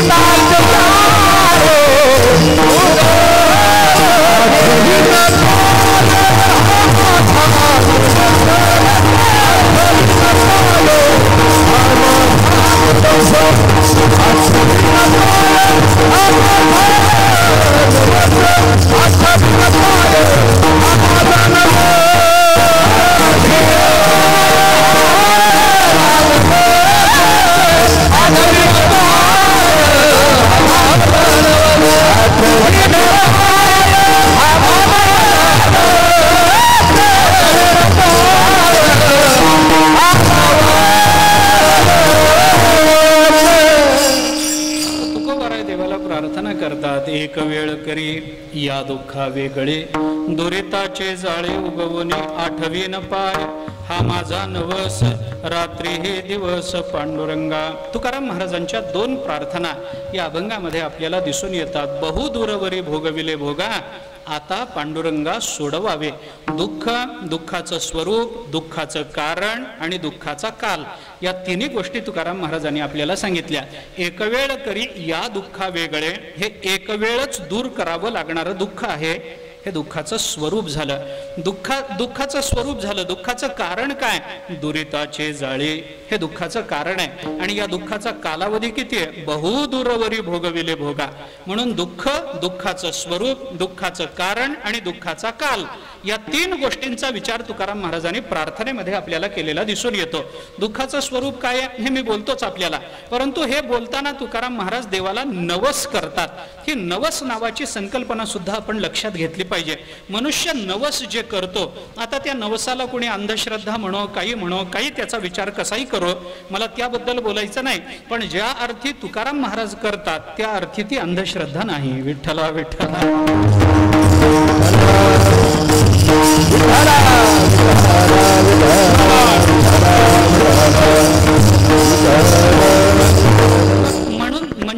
नवस म्हणजे काय आहे याचा विचार जर केला तर आपल्याला नवसाचं स्वरूप वगैरे मला सांगायचं नाही, मला फक्त एवढंच सांगायचं आहे त्याच्यामध्ये की नवस हा आपल्या मागणीच्या तीव्रतेच्या संबंधाने केला जातो, एवढंच मला आपल्या समोर ठेवायचं आहे. कारण काय आहे, आपण नवस ज्याचा बोलतो ती वस्तू जेवढी मूल्यवान असते त्याच्यापेक्षा अधिक पटीनं आपण केलेली प्रार्थना मूल्यवान असते, त्या प्रार्थनेचा विषय मूल्यवान असतो. नवसाचा विषय आणि प्रार्थनेचा विषय हा कधीही एक असू शकत नाही, हे लक्षात घ्या. ज्याची प्रार्थना केली जाते त्याचाच नवस कधी बोलला जात नाही, ज्याची प्रार्थना केली जाते त्याच्यापेक्षा निम्न प्रतीचा नवस हा नेहमी बोलला जातो, हे लक्षात घ्या. मग त्या नवसाचा जो विषय असतो त्याच्याकरता आपण ज्या वस्तूच्या समर्पणाचं चिंतन करतो त्या वस्तूचं मूल्य आम्हाला प्रार्थनेच्या मूल्याची कल्पना करायला भाग पाडत असतं. विठ्ठला विठ्ठला.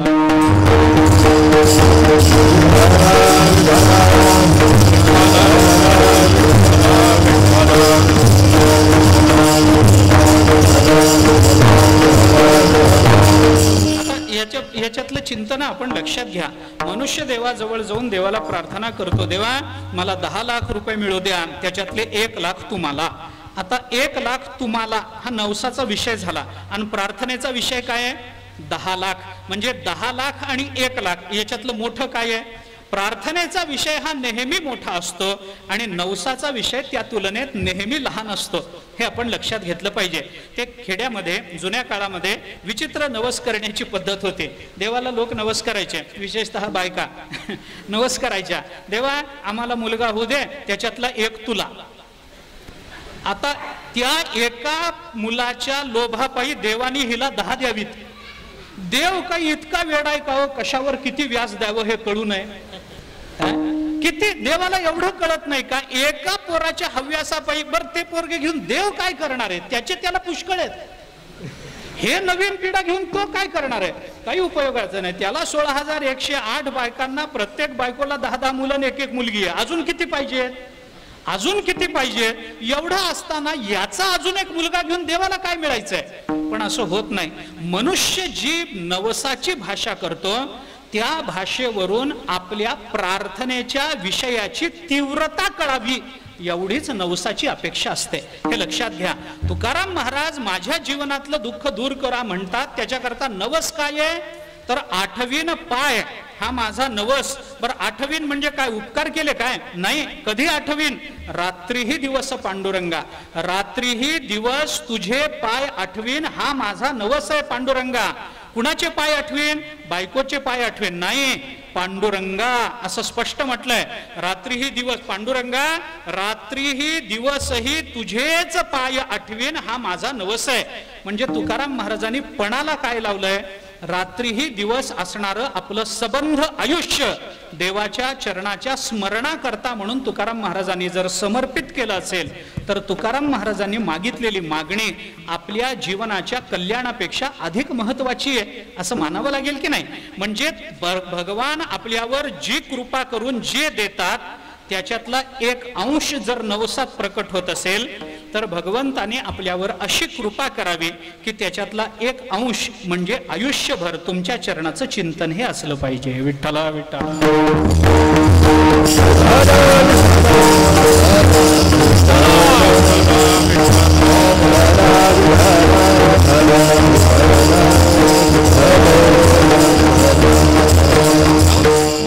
महाराजांची प्रार्थना आहे. काय प्रार्थना? 1 वेळ करी या दुःखा वेगळे, 1 वेळ या दुःखापेक्षा आम्हाला वेगळं करा.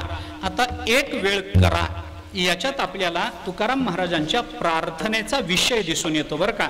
माणसाच्या प्रार्थनेचे विषय 2, एक प्रपंच, दुसरा परमार्थ. संपलं. मला लांबवायचं नाही, पण एका वाक्यामध्ये याचं जर चिंतन करायचं झालं तर एका वाक्यामध्ये करतो. ज्याच्यामध्ये 1 वेळच दूर होण्याची अपेक्षा असते, दुःख एकदाच दूर होण्याची अपेक्षा असते, तो परमार्थ आहे. आणि वारंवार दुःख दूर व्हावं अशी जिथं अपेक्षा असते तो प्रपंच आहे. विठ्ठला विठ्ठला.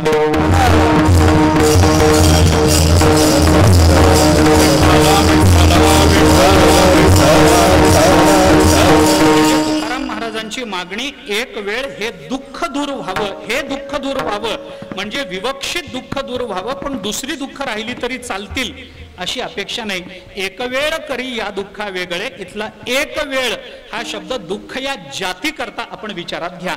दुःख नावाची जाती जी एकदाच निवृत्त व्हायची असते त्याला पुन्हा पुन्हा निवृत्त करावं लागत नाही. असं माझं दुःख आपण एकदा दूर करा.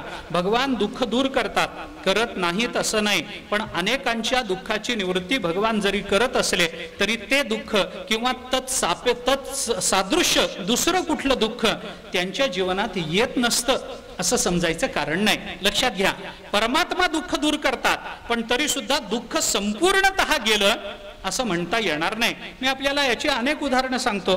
पांडवांचंच उदाहरण घ्या की भगवान जवळ आहेत. अर्जुनाच्या बद्दल भगवंतानी अनेक वेळेला अर्जुनाला संकटातून बाहेर काढलंय, पण अर्जुनाला एकदा संकटातून बाहेर काढल्यानंतर अर्जुनावर पुन्हा संकटच आलं नाही. असं झालंय का? झालंय का? नाही. म्हणजे भगवंताने अर्जुनाचं दुःख एकच वेळ दूर केलं, पण अर्जुनाचं जेव्हा अज्ञान भगवंतानी दूर केलं तेव्हा ते अज्ञान फिरून अर्जुनाला प्राप्त झालं का? बोला विठ्ठला विठ्ठला.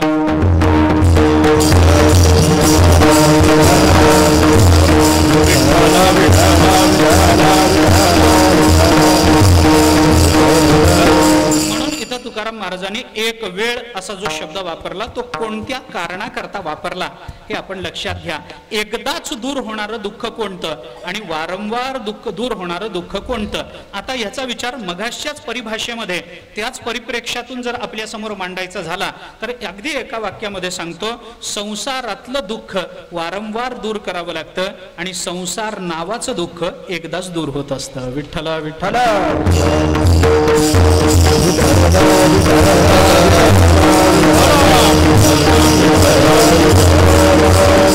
म्हणून एक वेळ करी. आता हे दुःख काय, दुःखाचं स्वरूप आहे हे कळलं. दुःखाचं कारण काय? तुकोबाराय म्हणतात, दुरिताचे जाळे उगवणे. आमच्या दुरिताचं जाळ हे तुम्ही दूर करा. हे जाळ तोडल्याशिवाय आमचं दुःख दूर होणार नाही. म्हणजे भगवंताने आपल्यावर कृपा करावी ती कोणती करावी? पुन्हा तोच विचार आहे. भगवंताने आपल्यावर कृपा करावी ती कोणती करावी? आपलं दुःख दूर करावं असं तुकाराम महाराजांचं मागणं नाही, आपल्या दुःखाचं कारण दूर करावं ही तुकाराम महाराजांची मागणी आहे. म्हणजे प्रार्थना करत असताना दुसरा विचार त्याच्यातला लक्षात घ्या.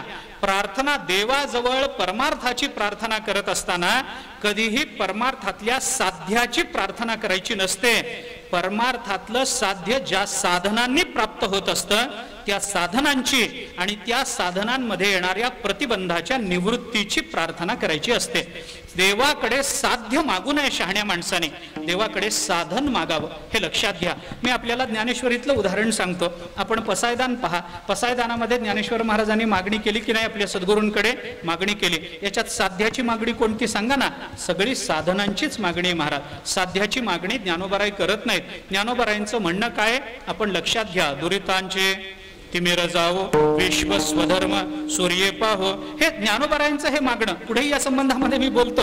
पण ज्ञानोबारायांचं जे खळांची व्यंकटी सांडो, खळ सांडावेत असं ज्ञानोबारायांचं म्हणणं नाही. खळांची व्यंकटी सांडावी हे ज्ञानोबारायांचं म्हणणं आहे. भूता परस्परे पडो मैत्र जीवाचे, सगळी भूत मात्र एकमेकांना एकमेकांच्या स्वरूपानं बघावीत असं ज्ञानोबारायांचं म्हणणं नाही. मैत्र पडावं, जीवाचं मैत्र एकमेकांमध्ये निर्माण व्हावं असं ज्ञानोबारायांचं म्हणणं आहे. सत्कर्मी रती वाढो, त्यांचं सत्कर्म पूर्णतेला जावं असं ज्ञानोबारायांचं म्हणणं नाही. त्यांची सत्कर्मातली आवड वाढावी हे ज्ञानोबारायांचं म्हणणं आहे.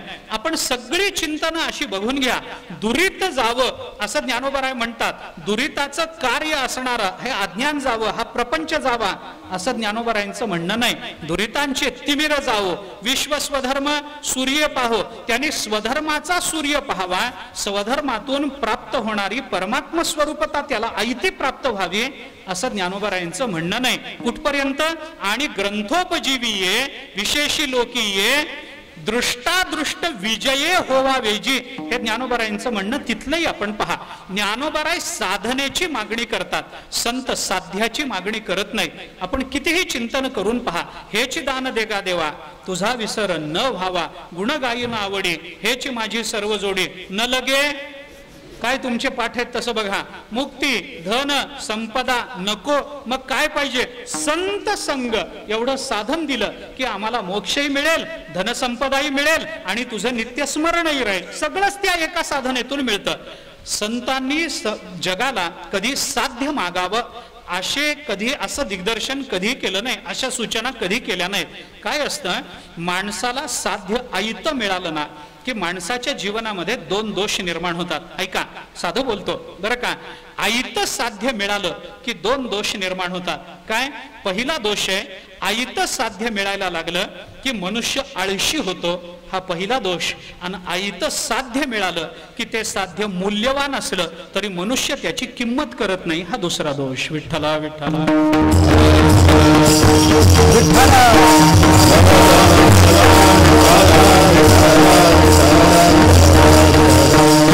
आता याचा विस्तार मी किती करू. माणसाला आयतं मिळायला लागलं की मनुष्य आळशी होत जातो. हे काही सांगायचं कारण आहे का? आयतं मिळतं ना, सगळंच आयतं मिळतं, मग शरीर झिजवा कशाला, मग कष्ट करा कशाला? बापजाद्याने मिळवून ठेवलंय, आयतं आहे, भोगत राहा, बस एवढंच आहे. तो आळशी होतो. आणि आळशी होण्यासारखा मानवी जीवनातला दुसरा मोठा दोष नाही बरं. आळशी होणं सगळ्यात घातक, सोडून द्या. दुसरी अडचण काय निर्माण होते, माणसाला आयतं मिळालं, फुकट मिळालं की जे मिळतं त्याची किंमत राहत नसते. फुकट मिळालं, मनुष्य म्हणतो फुकटच आहे, काय करायचं त्याला.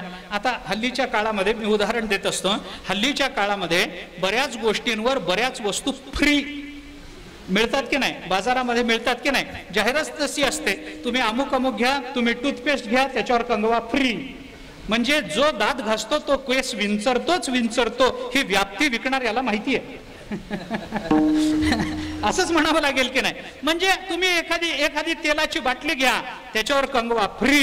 मग आता 50 रुपयाची तेलाची बाटली असते आणि त्याच्यावर कंगवा फ्री द्यायचा म्हणून तेलाच्या बाटलीची किंमत 65 रुपये होते. आणि आपल्याला काय वाटतं, अरे फुकट कंगवा मिळतो, कशाला सोडा, मनुष्य घेतो. आता 50 रुपयाची बाटली आणतो, त्याच्यावर एक कंगवा फुकट येतो. आता मी आपल्याला साधं विचारतो, ती बाटली, तेलाची बाटली ही घरात एका विशिष्ट ठिकाणी आपल्याला नेहमी ठेवलेली दिसते, नेहमी त्याच जागी सापडते.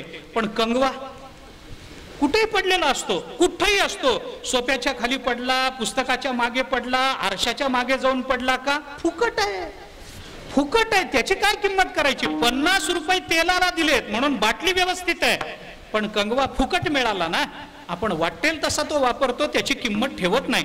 अहो, आम्ही माऊलीच्या सोहळ्यात चालताना दिंडीमध्ये एक जण आले आणि त्यांनी हरिपाठ वाटायला सुरुवात केली. त्याला वाटलं हरिपाठ सगळ्यांपर्यंत पोचावा. हरिपाठ 1-1, 2-2 रुपयाला, 5-5 रुपयाला हरिपाठ मिळतो. छोटे हरिपाठ मिळतात ना, 10-10 रुपयाला मिळतात. त्याने 1000-2000 हरिपाठ आणले, दिंड्यांमध्ये वाटायला लागला. आमच्या शेजारी एक गृहस्थ चालत होते, ते वाटताना त्याला मला एक द्या, मला एक द्या. मी त्यांना विचारलं, का किती वर्ष वारी करता? ते म्हणले झाली की 30-40 वर्ष. म्हणलं हरिपाठ पाठ नाही अजून? ते म्हणले पाठ आहे की, खालून वरून कसाही विचारा, पाठ आहे हरिपाठ, कसाही पाठ आहे. म्हटलं तुमच्या घरी हरिपाठाचं पुस्तक नाही? आहे की, हरिपाठाची 5-7 पुस्तकं आहेत. मग तुम्हाला हरिपाठ पाठ आहे, घरी हरिपाठाची पुस्तकं आहेत, घरच्या लोकांना हरिपाठ पाठ आहे, मग पुन्हा मागून का घेतात? ते म्हणले फुकटच आहे.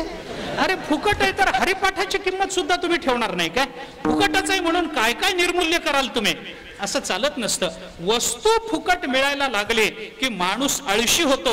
वस्तू फुकट मिळायला लागले की त्याचं मूल्य राहत नाही. म्हणून संतांनी कधीही आयतं साध्य मागितलेलं नाही. तुम्ही ज्ञानेश्वरी काढा, गाथा काढा, नाथभागवत काढा, याच्यामध्ये ज्ञान, कर्म, उपासना, भक्ती या सगळ्या गोष्टी दिसतात की नाही? आपल्याला दिसतात. महाराज ज्ञान कशा करता मागितलं? ज्ञान कशा करता? परब्रह्म स्वरूपाचा बोध व्हावा याच्याकरता ज्ञान आहे का? परब्रह्म स्वरूपाच्या प्राप्ती करता ज्ञान आहे का? खोटी गोष्ट आहे. ज्ञानानं परब्रह्म स्वरूपता प्राप्त होत नसते, हे लक्षात घ्या. मी आपल्याला जाहीर कीर्तनामध्ये सांगतोय, उभा राहून मला कल्पना आहे मी काय बोलतोय याची, बरं का. ज्ञानानं अशी परब्रह्म स्वरूपता प्राप्त होत नसते, कारण परब्रह्म स्वरूपता हा प्राप्तीचा विषयच नाही, तो नित्य प्राप्त आहे. परब्रह्म स्वरूपता नित्य प्राप्त आहे ना आम्हाला.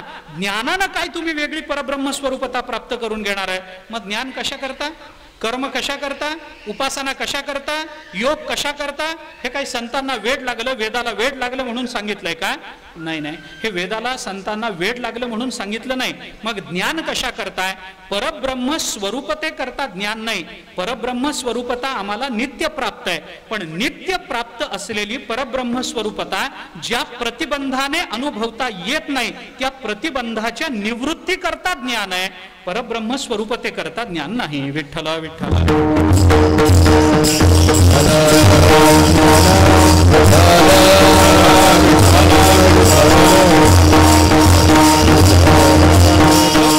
अंधारात एखादी वस्तू बघण्याकरता आपण कंदील घेऊन जातो. अंधारात वस्तू बघण्याकरता आपण एखादी विजेरी किंवा काय बॅटरी म्हणतात बॅटरी घेऊन जातो. आता ती बॅटरी किंवा तो कंदील आपण जेव्हा घेऊन जातो ती बॅटरी मारल्यानंतर आपल्याला वस्तू दिसते की नाही? बॅटरीचा प्रकाश घातल्याबरोबर अंधारातली वस्तू दिसते की नाही? वस्तू दिसते. आता मला सांगा ती बॅटरी आपण कशा करता नेली? वस्तू दिसावी म्हणून. इथं 100% आपण चुकतो. आत्ताच बोलून आलो की हो, वस्तू दिसावी म्हणून बॅटरी न्यायची नाहीये. ती वस्तू तिथंच आहे. ती ज्या अंधारामुळे आम्हाला दिसत नाही त्या अंधाराच्या निवृत्ती करता बॅटरी न्यायची. हो, आत्ताच बोलून आलो की असं काय करता? आत्ताच बोलून आलो. अंधाराच्या निवृत्ती करता कंदील न्यायचा आहे. वस्तू तिथं ठेवलेली आहेच आहे. आई सांगतेच आहे ना. त्या वस्तूपर्यंत न पोचता सुद्धा स्वयंपाकघरातली बाई सांगते कोठीच्या घरात जा, डाव्या हाताला असलेली दुसरा डबा तो घेऊन ये. म्हणजे कुठं ठेवलाय हे तिला माहिती आहे. तो तिथंच आहे. डब्याला पाय फुटत नाहीत. डबा स्वतःच्या इच्छेनं आपली जागा बदलत नाही. डबा इकडून तिकडं जात नाही. डबे कीर्तनातून उठून जात नाहीत. डबे कीर्तनामध्ये स्वतः येऊन बसत नाहीत. असंच आहे की नाही? डबा हलतो का? डबा तिथंच आहे. आम्हाला ज्या अंधारामुळे दिसत नाही त्या अंधाराच्या निवृत्ती करता साधन न्यावं लागतं. डब्याच्या सिद्धी करता साधन न्यायचं नाही, हे लक्षात घ्या. आणि त्या दृष्टीने संत आम्हाला साधनेचा उपदेश करतात. म्हणून तुकोबाराय म्हणतात एक वेळ दुःखाच्या वेगळं करा पण माझं दुःख आयतं दूर करा असं म्हणत नाही. मग काय करा? दुरिताचे जाळे उगवणे. हे दुरिताचं जाळ दूर करा. आता हे दुरित म्हणजे काय आहे ते आपल्याला पसायदानात बघा. दुरितांचे तिमेर जाओ विश्व स्वधर्म सूर्ये पाहो जो जे वांछील तो ते लाहो प्राणी जात. हे ज्ञानोबराय म्हणतात ना. म्हणजे ज्याला ज्याला जे जे हवं ते ते मिळावं पण कधी मिळावं? त्याचं दुरिताचं जाळं गेलेलं असेल तरच त्याला ते मिळावं. विठ्ठला विठ्ठला.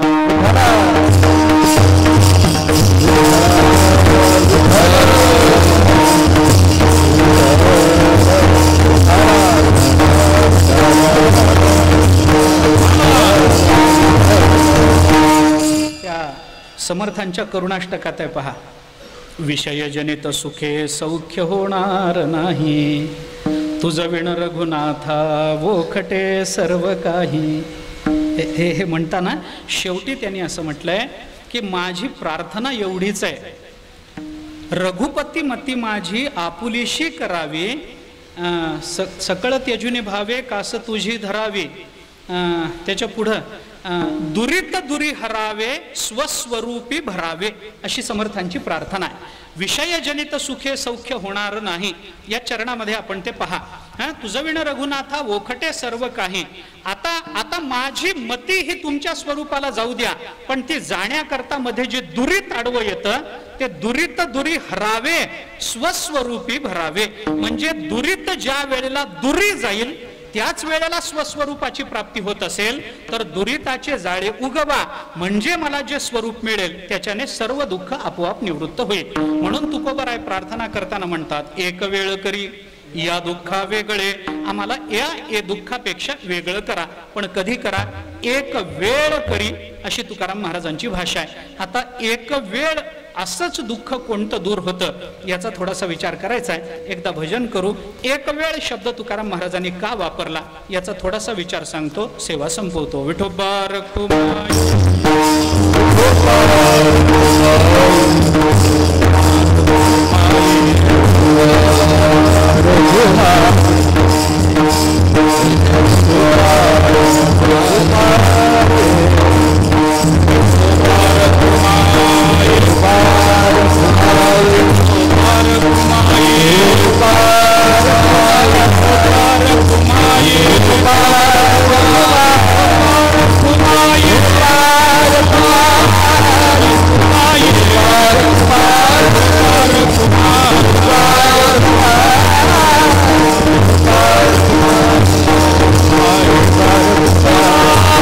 Yeah.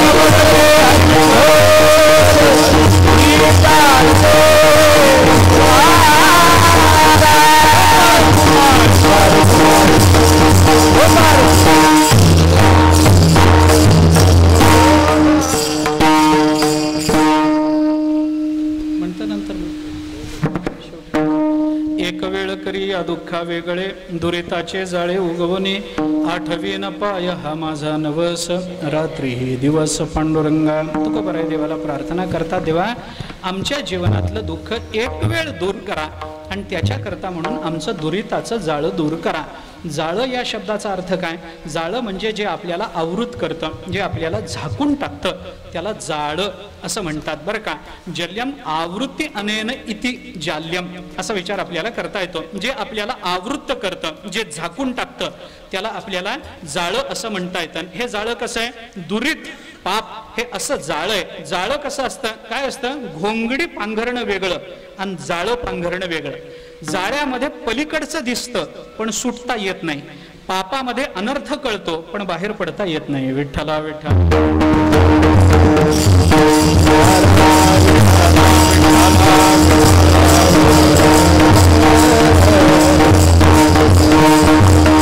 म्हणून तुकोबाराय म्हणतात दुरिताचं जाळं दूर करा. कारण जाळं हे असं आहे. दुसरा एक विचार सांगतो, जाळं कशाला म्हणतात? जाळ्याचा विचार केला तर जाळं हे असं आवरण आहे की ज्याच्यातून सुटण्याचा जेवढा जास्त प्रयत्न करावा तेवढं जास्त आम्ही त्याच्यामध्ये अडकत जातो. तुकाराम महाराजांचं वचन जर सांगायचं झालं, सुटा याचा काही करीतो उपाव ते हे देखे पाय गोवियले. तुकाराम महाराज म्हणतात सुटण्याचा जेवढा प्रयत्न करावा तेवढे तेवढे आमचे पाय अडकून जातात. म्हणून जाळं हा शब्द तुकाराम महाराजांनी का वापरला? त्याचं कारण असं आहे की जाळ्यातून स्वकर्तृत्वानं कधी सुटता येत नसतं. दुसऱ्याने येऊन कृपा करावी तेव्हा जाळं जसं दूर करता येतं तसं आम्हाला या जाळ्यातून दूर करा. कारण या जाळ्यातून सुटण्याकरता, या पाप पुण्याच्या चक्रातून, संसाराच्या या संसरणातून सुटण्याकरता आम्ही जेवढे जेवढे उपाय करतो तेवढे तेवढे अधिकाधिक या संसारामध्ये अधिकाधिक गुंतत जातो. आता तुम्ही कृपा करून त्रयस्थानं साक्षी भावानं जर ते जाळं काढून टाकलं तरच आम्हाला त्याच्यातून जशी सुटका होऊ शकेल. तसं आम्हाला हे प्रयत्न साध्य नाही, हे फक्त कृपा साध्य आहे. म्हणून जाळं हा शब्द तुकाराम महाराजांनी वापरला. नुसतं आवरण असा शब्द तुकाराम महाराजांनी वापरला नाही. कारण बरीच आवरणं अशी असतात की ती आवरणं आपल्याला स्वकर्तृत्वानं दूर करता येतात. मनुष्य डोक्यावरून पांघरून घेऊन झोपला, जाग आल्यानंतर ते पांघरून दूर करायला बायकोला बोलवावं लागतं का? नाही ना, तो स्वतःच्या हाताने डोक्यावरचं पांघरून बाजूला करतो. हे आवरण दूर करायला काही कृपेची गरज आहे का? नाही, कृपेची गरज नाही. ते स्वकर्तृत्वानं ते प्रयत्न साध्य आहे. त्यामुळे हे आवरण प्रयत्न साध्य आहे. पण जाळ्या हे आवरण असं आहे की ते प्रयत्न साध्य दूर होऊच शकत नाही, त्याला कृपाच पाहिजे. आणि याच्याकरता ती कृपेचीच मला अपेक्षा आहे हे कळण्याकरता तुकाराम महाराजांनी जाळं असा शब्द वापरला बरं का. जाळं या शब्दाचा विचार असा आहे. आणि या दृष्टीने तुकोबाराय म्हणतात देवा हे दुरिताचं जाळं दूर करा. अहो सहन करा थोड्या वेळ, बिघडलं काय? जाळच आहे, होईल दूर हळूहळू. कुरतडून थोडा वेळ बाजूला करा. तुकाराम महाराज म्हणतात देवा हे कुरतडून आमचं आयुष्य गेलं, बहु दूरवरी भोगविले भोगा. आता मात्र आमचं सामर्थ्य संपलं, आता पांडुरंगा सोडवावे ही तुकाराम महाराजांची प्रार्थना आहे. पण कितीदा सोडवावे? कितीदा नाही, एकदाच सोडवा. एक वेळ करी या दुःखा वेगळे, एकदाच आम्हाला या दुःखातून वेगळं करा. आता एकदाच दूर होणारं दुःख कोणतं? देहाला जर आम्ही दुःख म्हणू, आता याचे विकल्प किती मांडता येतील बरं, कितीही मांडता येतील. पाप हे जर दुःख म्हटलं तर पाप एकदाच दूर झालं तर काय पुन्हा पाप होत नसतं का? होतं. आपण पाप करतो, गंगेत जातो, स्नान करतो, पापाची निवृत्ती होते आणि त्याच्यानंतर पुन्हा पाप घडतच की नाही आपल्या हातून? पुन्हा पाप घडतच आहे. उलट लोकांना असं वाटतं की आता पाप गंगेत गेल्यानंतर पाप धुतलं गेलंय म्हणल्यावर नवीन पाप करायला आता मोकळीक झाली आपल्याला, आता खातं नील झालंय, आता पुन्हा अकाउंट भरलं पाहिजे, याच्याकरता पुन्हा पापाकडे प्रवृत्ती. मग याच्यामध्ये एक वेळ दूर कधी झालं? देह एक वेळ दूर केला म्हणजे सगळं झालं का? नाही. अनेकांचे देह एक वेळ दूर होतात. अरे सगळ्यांचेच होतात, दूर होतोच. देह जन्माला आला म्हणल्यानंतर आपाप कधी ना कधीतरी पडणारच आहे, आपलं आपणच पडणार आहे. पण तरी सुद्धा पुन्हा देह मिळतोच की नाही माणसाला? या योनीतला नाही मिळाला, दुसऱ्या योनीत मिळेल, पण देह तर मिळेल की नाही? मग देह हेही दुःख नाही. मग एकदाच दूर होणारं दुःख कोणतं असा जर विचार केला तर जे एकच असं आहे की जे आम्हाला संसरणात टाकतं ते काय आहे याचा विचार केला पाहिजे. मगाशी मी बोलून आलो, कोणतं दुःख आहे? संसारातलं दुःख नाही, संसार नावाचं दुःख आहे. त्या महाभारतामध्ये धर्मराज युधिष्ठिराला उपदेश करत असताना असा विचार बोलून दाखवला, संजयाने बोलून दाखवला. धर्मराज युधिष्ठिर आणि संजयाच्या संवादामध्ये ते आलं. संजयाने धर्मराजाला उपदेश करताना असं सांगितलं की मानवी जीवनाचा विचार केला तर मनुष्याच्या जीवनामध्ये तो अनेक शत्रू निर्माण करत राहतो. वेगवेगळे शत्रू आहेत. प्रत्येक क्षेत्रामध्ये मनुष्य शत्रू निर्माण करतो. लहानपणी शाळेत जातो, तिथं मित्राबरोबर भांडण करून तिथं शत्रू निर्माण करतो. तिथं पुढे जातो, त्याचं लग्न होतं, तिथं पुन्हा ज्याला ती मिळालेली नसते तो त्याचा शत्रू होतो. त्याच्या पुढं जातो, संतती निर्माण होते, ती संततीच नंतर याला शत्रू म्हणून बघायला लागते. अजून पुढे जातो, ज्या क्षेत्रामध्ये काम करतो त्या ऑफिसमध्ये त्याचे शत्रू असतात. ऑफिसमधून घरी आलं की घरचे शत्रू तर स्वतःहूनच आणलेली असते. असे कितीतरी शत्रू तो स्वतःच निर्माण करत असतो की नाही.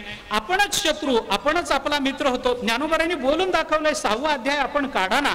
सुरून मित्र उदासीन हे ज्ञानोबाराय बोलून दाखवतात, भगवान बोलून दाखवतात ना. आपणा घात कर हे तुकोबाराय सुद्धा बोलूनच दाखवतात की नाही.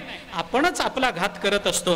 कोणी मित्र नाही, कोणी शत्रू नाही, आपणच आपले घात करतो. ज्ञानोबारांनी सुद्धा बोलून दाखवलं. त्याच्याकरता उदाहरण दिलं, पोपटाचं उदाहरण 6व्या अध्यायामध्ये. अनेक ठिकाणी ही उदाहरणं ज्ञानोबारांनी आपल्याला दिलेली आहेत. सगळाच विचार सांगावा अशातला भाग नाही, पण तरी सुद्धा आपण अनेक शत्रू निर्माण करतो आणि या शत्रूंबरोबर लढता लढता आपलं संबंध आयुष्य हे निघून जातं. आणि ज्या वेळेला शोकांतिका सांगतो, मनुष्य आयुष्यभर आपल्या शत्रूंना त्रस्त करण्यात किंवा शत्रू निवृत्त करण्यात, नष्ट करण्यात आयुष्य घालवतो. आणि ज्या दिवशी आपल्या जीवनातले सगळे शत्रू संपतात त्या दिवशी आपलं आयुष्य संपत असतं. हे लक्षात घ्या. शोकांतिका हीच आहे. आयुष्यभर प्रयत्न चालू आहेत. म्हणून तुकाराम महाराज म्हणतात, रात्री दिवस आम्हा युद्धाचा प्रसंग, अंतर्बाह्य जग आणि मन हे सगळे शत्रूच आहेत ना. आतले शत्रू वेगळे, बाहेरचे शत्रू वेगळे, जग शत्रू वेगळं, मन शत्रू वेगळं, बाहेरचं मन शत्रू वेगळं, आतलं मन शत्रू वेगळं, आतलं जग शत्रू वेगळं, बाहेरचं जग शत्रू वेगळं, रात्रीचं आतलं मन शत्रू वेगळं, बाहेर दिवसाचं आतलं मन शत्रू वेगळं, रात्रीचं आतलं जग शत्रू वेगळं, दिवसाचं आतलं जग शत्रू वेगळं, बाहेरचं मन हे शत्रू वेगळं, असं रात्रीचं, बाहेरचं, दिवसाचं, असं 3 जोड्या तुकाराम महाराजांनी सांगितल्या. त्याचे विकल्प मांडा की रात्री दिवस एक जोडी, आम्हा युद्धाचा प्रसंग, अंतर्बाह्य दुसरी जोडी आणि जग आणि मन तिसरी जोडी. यांची समीकरण मांडा. आता किती मांडतात, किती मांडता येतात बघा. प्रत्येकाचं प्रत्येकाशी नातं आहे आणि ते सगळं युद्धच आहे. रात्री दिवस युद्ध चालू आहे, जगाबरोबर मनाबरोबर युद्ध चालू आहे. आणि कुणाचं चालू आहे? आतलं आणि बाहेरचं चालू आहे. रात्री दिवस, आत बाहेर, जग मन. किती झाले हे एकूण? 6. 6 6 6 6 किती होतात? 6 6 36. म्हणजे 36 शत्रू तर एकाच चरणामध्ये तुकाराम महाराजांनी आपल्याला सांगितले की हो. 36 शत्रू सांगितले की नाही आपल्याला. मग एवढे सगळे शत्रू घेऊन आपण लढतो. या सगळ्या शत्रू बरोबर लढताना काय आयुष्य पुरायचंय मला सांगा, काय आयुष्य पुरायचंय. म्हणून संजयाने याला सांगितलं, धर्मराजाला, बाबा एवढ्या शत्रू बरोबर लढू नको. माणसाच्या जीवनात एवढे शत्रू असतात हे जरी प्रपंचाच्या दृष्टीने आपण मानत असलो तर माणसाच्या जीवनात एकच शत्रू असतो. कोणता शत्रू? संजयाने धर्मराजाला असं सांगितलं, एकोही शत्रू हो न द्वितीयोस्तु शत्रू अज्ञान तुल्य पुरुषस्य राजन. त्यांनी सांगितलं, राजा ऐक, या जगतामध्ये माणसाचा एकच शत्रू आहे, दुसरा शत्रू नाही. कोणता? अज्ञानासारखा माणसाच्या जीवनाला दुसरा शत्रू नाही. आणि हा एकमेव शत्रू असा आहे की ज्याला एकदा मारून टाकलं तो पुन्हा निर्माण होत नसतो. म्हणून तुकाराम महाराज देवाला प्रार्थना करतात, एक वेळ करी या दुःखा वेगळे, एकदाच हे दुःख दूर करा. म्हणजे कोणतं दुःख? अहो, रावणाला मारलं, पण रावणाला मारलं म्हणजे रामचंद्र प्रभूंचा शत्रू संपला काय? नाही, नंतरही शत्रू होतेच की. अहो, त्या कुंभकर्णाचा नातू तो मूलकासूर, ते रामायणामध्ये काही कथा आहेत, नंतर दुसऱ्या काही रामायणामध्ये ते सगळं रामराज्य सुरू झालं. आणि कैकेयीनं एकदा रामचंद्र प्रभूंना अशी प्रार्थना केली म्हणे की ती लंकेत तुम्ही गेला, सीतेला सोडवून आणलं, ती लंका सोन्याची असं आम्ही ऐकलं, एकदा आम्हाला बघायला तरी पाठवा की तिकडं. आम्ही सगळ्या बायका जातो अयोध्येतल्या राजवाड्यातल्या. आता बायकांना सोनं याचं नातच विचित्र आहे ना. त्याने सांगितलं, आम्हाला बायकांना सोन्याची नगरी कशी आहे एकदा बघायची आहे, आम्हाला तिकडे पाठवा. आता ते पडले रामचंद्र प्रभू. काही सांगते, काही काही बायकांना बरोबर घेतलं. रामचंद्र प्रभूंनी विमान दिलं, विमानात बसले, तिकडे गेलं. त्या बिभीषणाला चिठ्ठी दिली, बिभीषणाने स्वागत वगैरे सगळं केलं. आणि मग बिभीषणाला काही सांगितलं, मला सगळी लंका बघायची, लंकेचा परिसर बघायचा आहे, मला कुणीतरी माणूस द्या आणि मी जाऊन बघून येते. त्या माणसाला माहिती पाहिजे की कुठं काय, अशोकवनात सीता कुठं बसली होती, काय नाही, मारुतीराय कुठं आले, कोणत्या झाडावर बसले, त्यांनी कसं जाळून टाकलं, हे सगळं त्याला माहिती पाहिजे. ते सांगा म्हणल्यानंतर विभीषणाने तशी व्यवस्था केली. आणि त्या माणसाला बरोबर घेऊन कैकेयी ही सगळी लंका बघताना लंकेच्या परिसरातही फिरत राहिली. परिसरात फिरता तिला असं लक्षात आलं की एक कुणीतरी साधू पुरुष एका झाडाखाली तप करत बसलाय. जवळ गेले, नमस्कार केला. नमस्कार करून त्या साधू पुरुषाला विचारलं, कोण तुम्ही, इथं तप का करत बसलाय? हे ऐकल्यानंतर त्याने तिला सांगितलं, कैकेयी मातेला, मी कोणी साधू पुरुष नाही म्हणे. मग कोण आहात तुम्ही? त्यांनी सांगितलं, मी त्या कुंभकर्णाचा नातू आहे, माझं नाव आहे मूलकासूर, कुंभकर्णाचा मी नातू आहे म्हणे. असं इथं काय करता? म्हणे तप करतो. सगळंच संपलं आमचं, तपाचरण करत बसलो. त्या कैकेयीने त्या मूलकासुराला सांगितलं, मूर्ख आहेस काय म्हणे, तुला अक्कल विक्कल काही आहे का नाही? त्या रामाने तुझं सगळं कुळ संपवलं, तो तिकडं आनंदात राज्य करतोय आणि सगळं कुळ संपवून तू तप करत बसलास, लाज वाटत नाही? उठ, सैन्य गोळा कर आणि कर अयोध्येवर स्वारी पुन्हा. काय व्हायचंय तुला? ही बाई तिथं गेली तरी स्वभाव गेला नाही. कसा विचार असेल बघा ना, तिथं गेली तरी त्या मूलकासुराला उठवलं, त्याला काहीतरी चेतना निर्माण केली. मूर्खासारखा तप काय करत बसला? सैन्य गोळा कर राक्षसांचं. तो तिथं राज्य करत बसलाय निवांत.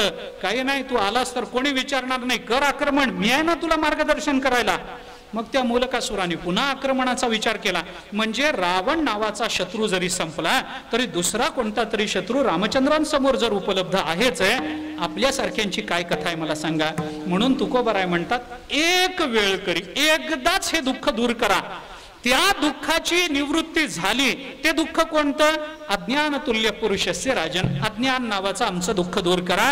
ते दुःख एकदा दूर झालं की अज्ञान गेलं की पुन्हा दुरीत निर्माण होत नाही. आणि अज्ञान गेलं की पुन्हा कालावधीही जीवनातला शिल्लक राहत नाही. याच्याकरता आमचं एक वेळ हे दुःख दूर करा.